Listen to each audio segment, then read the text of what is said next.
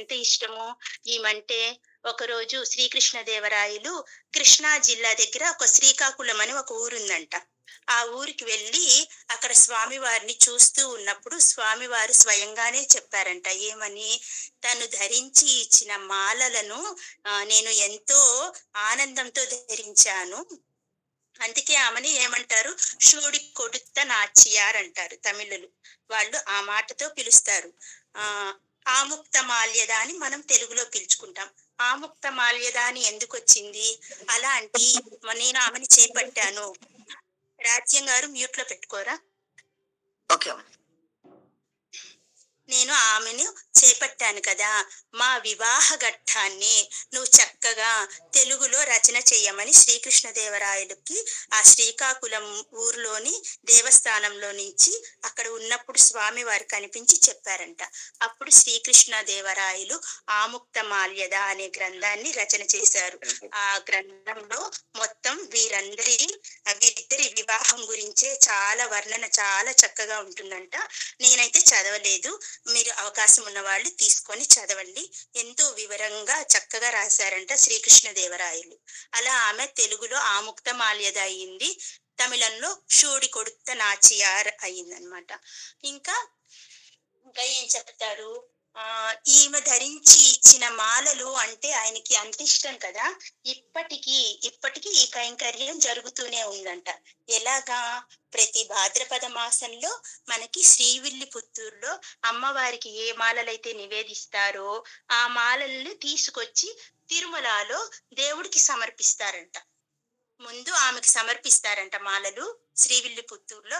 వాటినే చక్కగా తీసుకొని వచ్చి స్వామి వారికి సమర్పిస్తారంట. ఈ సేవ నేటికి జరుగుతుందంట. అదొక ఉత్సవం లాగా చేస్తూ ఉంటారంట.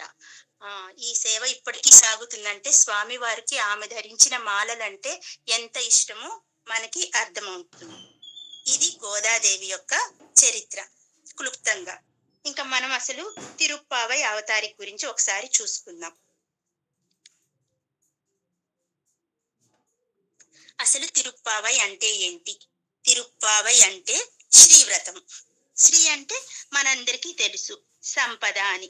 అన్ని సంపదల్ని ఇచ్చేదే సిరినోము. కాబట్టే దీన్ని సిరినోము, శ్రీవ్రతము అంటారు. దీనినే మనం ధనుర్మాస వ్రతం కూడా అంటాం. ధనుర్మాసంలో చేస్తాం కాబట్టి ధనుర్మాస వ్రతం అంటారు. ఇది ఎప్పుడు వస్తుంది మనకి? డిసెంబర్ మధ్యలో. ధనస్సు అంటే సూర్యుడు ధనస్సు రాశిలో ప్రవేశించినప్పటి నుంచి మనకు ధనుస్ సంక్రమణం జరిగినప్పటి నుండి మనకి ధనుర్మాసం ప్రారంభమవుతుంది. ఈ సంవత్సరం మనకు డిసెంబర్ 16వ తేదీ మధ్యాహ్నం ధనుస్ సంక్రమణం జరుగుతుంది. కాబట్టి మనం ఏంటి 16వ తేదీ మార్నింగ్ మొదటి పాసురాన్ని చదవడానికి లేదు. 17వ తేదీ 1వ పాసురం 2వ పాసురం రెండు కలిపి చదువుకోవాలి. మధ్యాహ్నం నుంచి వస్తుంది కాబట్టి ఆ రోజు పాసురం చదవడానికి అవకాశం ఉండదు. పొద్దునే ఉంటుంది కదా, పొద్దునే నివేదిస్తాం కదా అమ్మవారికి పాసురాలు, అందుకని. అసలు ఏంటి? మృగశిర నక్షత్రంతో కూడిన పౌర్ణమి గల మాసానికి మార్గశీర్షము అనే పేరు. మృగశిర నక్షత్రంతో ఏ మాసం అయితే నడుస్తుందో దానికి మార్గశీర్షము అని పేరు అన్నమాట. మనమేమో చంద్రమానాన్ని బట్టి, ఒకళ్ళేమో సౌరమానాన్ని బట్టి ధనుర్మాసం జరుపుకుంటూ ఉంటారు. చెన్నై వాళ్ళు మనము వాళ్ళు ఒకటే అయినా ఒకళ్ళం సౌర్యమానం ఫాలో అవుతాము, చాంద్రమానాన్ని ఫాలో అవుతాం. ఎవరికైనా వాళ్ళకి మనకి వచ్చేసరికి ధనుర్మాసం ఒకటే అవుతుంది. డిసెంబర్ 16న మొదలయ్యి జనవరి 14వ తేదీతో ముగుస్తుంది. కార్తీక మాసంలో మాత్రం తేడాలుంటాయి వాళ్ళకి మనకు. ఇంకా ఏమన్నారు శ్రీకృష్ణ భగవానుడు స్వయంగా? మాసానాం మార్గశీర్షోహం అని, అంటే మాసాలలో ఉత్తమమైన మార్గశీర్ష మాసాన్ని నేనే అని శ్రీకృష్ణ భగవానుడు స్వయంగా మనకు గీతలో చెప్పాడు. 10వ అధ్యాయంలో చెప్పాడండి చక్కగా. ఋతువుల్లో ఏ ఋతువులని, మాసాల్లో ఏ మాసాన్నని, వృక్షాల్లో ఏ వృక్షాన్నని అని ఎంత వివరంగా చెప్పారో చక్కగా 10వ అధ్యాయంలో స్వామివారు. అలాగే ప్రతి సంవత్సరాన్ని ఒక్క రోజుగా లెక్కిస్తారు దేవతలు.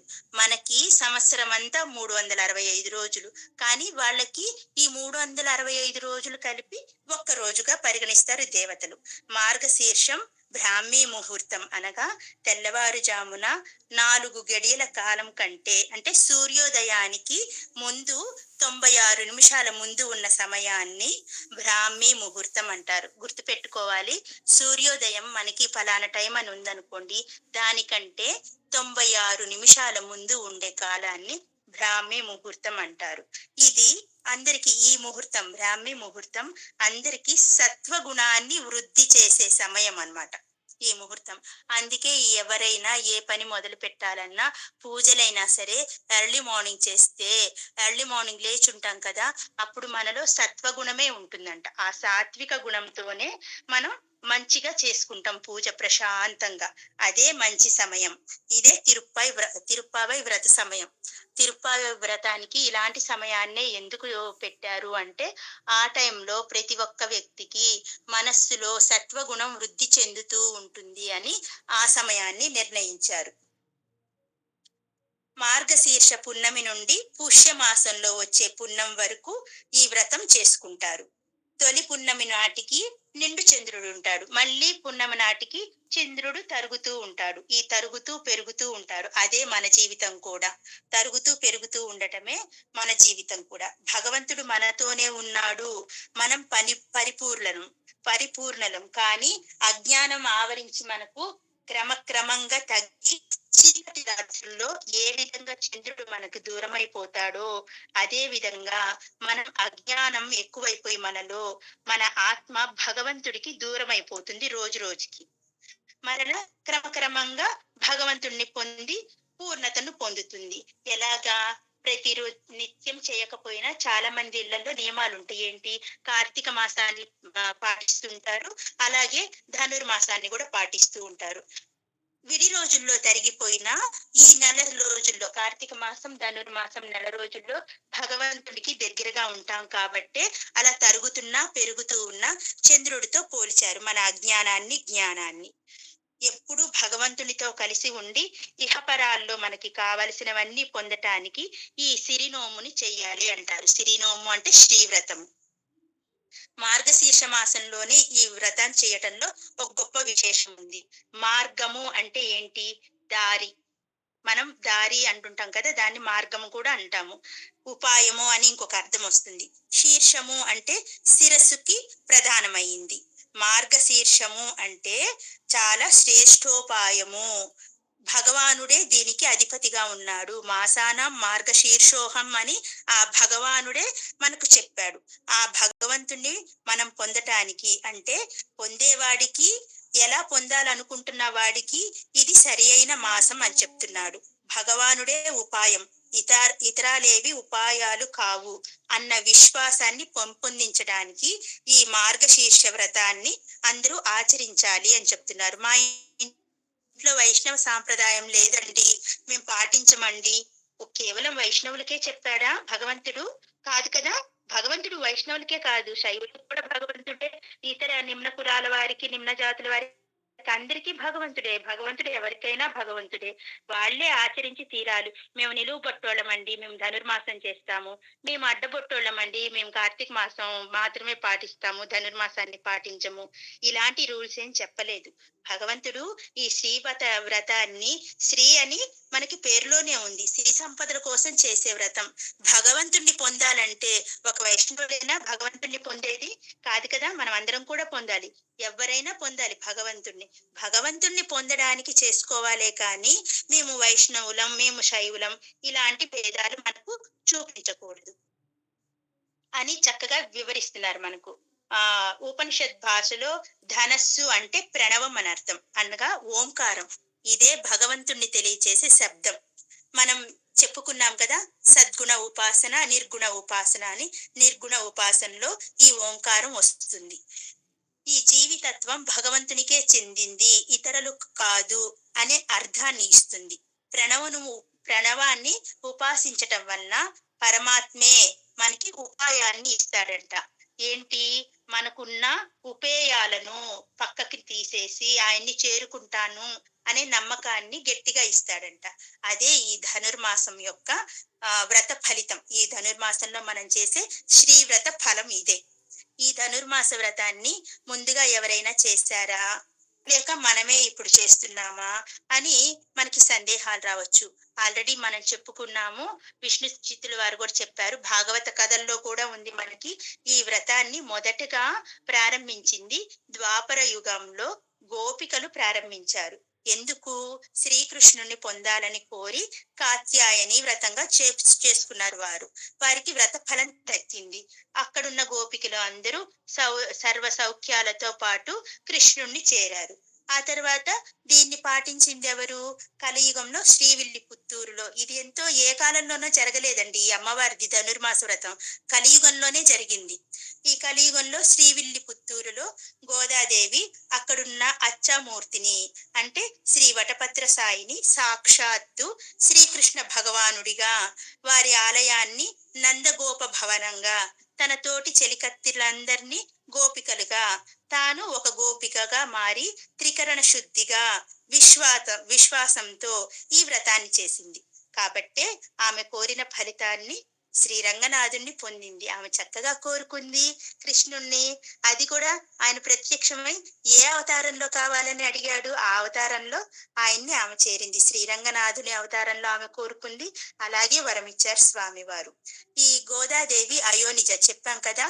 ఆమె మనలాగా కలియుగంలో పుట్టిన, మనలాగా భార్యాభర్త కలయిక వల్ల పుట్టిన ఆమె కాదు. ఆమె అయోనిజ. శ్రీ విష్ణు చిత్తుల వారికి జనకుడికి ఎలాగైతే దొరికిందో అలాగా ఆమె ఎప్పుడు దొరికింది? పుబ్బా నక్షత్రంలో సహజ పరిమళంతో దొరికిందంట.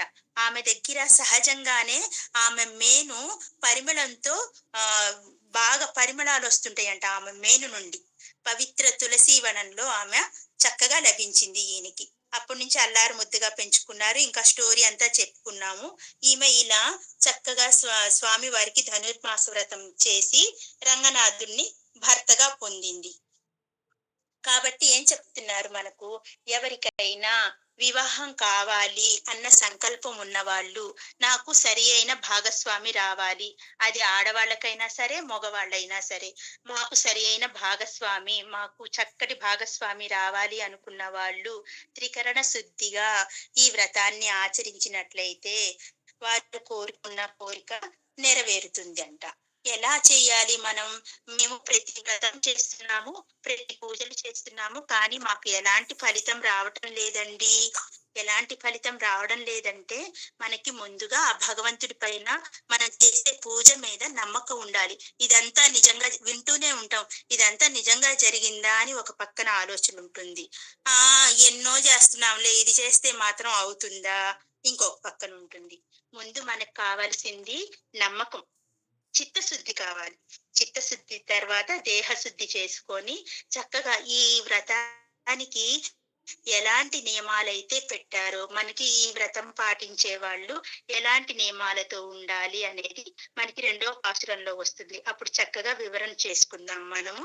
కాబట్టి అలా కావాలి, నిజంగా కావాలి అనుకున్న వాళ్ళు నిజంగా ఈ వ్రతానికి ఎలాంటి నియమాలు పెట్టారో అలాంటి నియమాలను పాటిస్తూ చేస్తే నమ్మకంతో భగవంతుడు తప్పకుండా ఇస్తాడు అని మనకి ఈ సిరినోము చెప్తుంది. ఆ సిరినోము పూని శ్రీకృష్ణ భగవాన్ని చేరి ఆమె కోరుకున్న కోరిక నెరవేర్చుకుంది. ఎవరు? గోదాదేవి.